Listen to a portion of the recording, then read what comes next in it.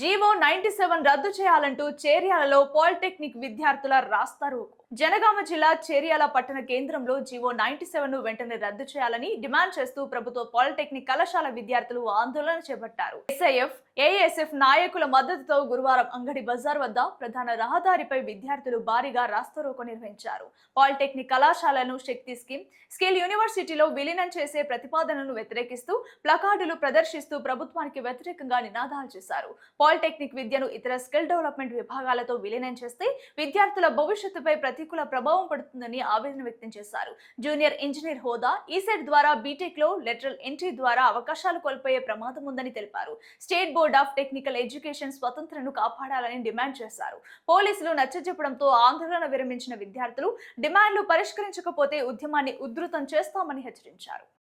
బాగుపరుస్తారని చెప్పేసి మేము అనుకున్నాం. అయ్యా, నువ్వు విద్యా వ్యవస్థను బాగుపరచకున్నా పర్లే, ఎక్కడ ఉన్న విద్యా వ్యవస్థను అలాగనే ఉంచు. యంగ్ ఇండియా యూనివర్సిటీ పేరుతోని ఎవరినయ్యా నువ్వు ఎవరిని మీదలను కబ్జా చేయాలనుకుంటున్నావు?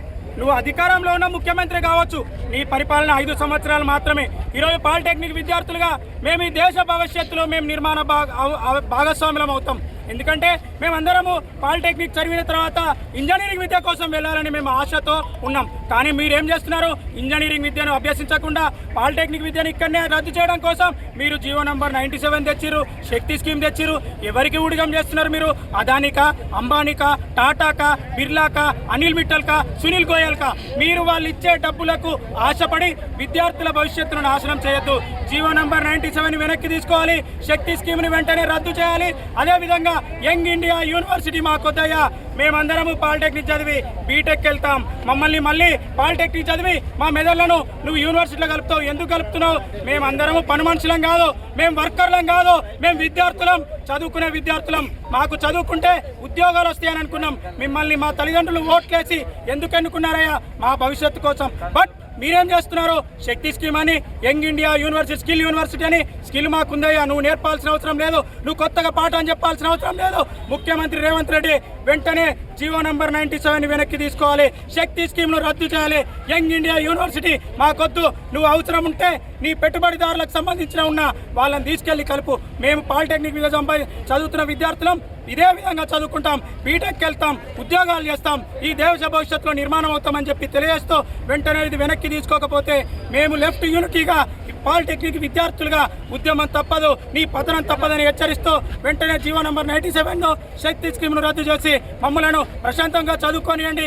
లేదంటే జంతర్ మంతర్లో జరిగిన ఏదైతే పెద్ద ప్రొటెస్ట్ ఉన్నదో అంతకన్నా ఎక్కువ ప్రమాదం పొంచి ఉంది. నువ్వు ఇప్పటికైనా గ్రహించి ప్రభుత్వ విద్యను, పాలిటెక్నిక్ విద్యను కాపాడుకోవడం కోసం నువ్వు ప్రయత్నం చేయాలి తప్ప ఈ శక్తి స్కీమ్లో ఈ జాంతానేయులు మా దగ్గర నడవేయని చెప్పేసి మేము ఈ సందర్భంగా హెచ్చరిస్తూ, నా పేరు రామగల నరేష్, నేను అఖిల భారత విద్యార్థి సమైక్య ఏఐఎస్ఎఫ్ సిద్దిపేట జిల్లా వర్కింగ్ ప్రెసిడెంట్. ఇక్కడ విద్యార్థి నాయకుడు భరత్ ఉన్నాడు.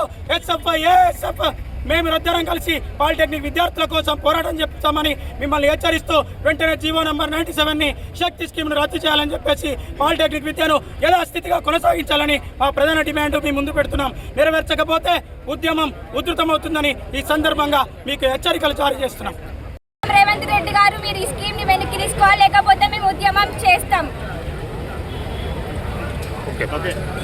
పాలిటెక్నిక్ చదువుతున్నాము, మేము ఈసెట్ రాసి మేము పాస్ అయ్యి మేము ఈసెట్ ర్యాంక్ కొట్టగలము, మాకు ఆ శక్తి ఉంది, మేము వర్కర్లంగాము, మేము ఇంజనీర్స్, మా స్కిల్స్ మాకున్నవి. మీరు ఏం కొత్త స్కీమ్స్ పెట్టక్కర్లేదు, మీ స్కీమ్ని మీరు వెనక్కి తీసుకోవాలని కోరుకుంటున్నాం.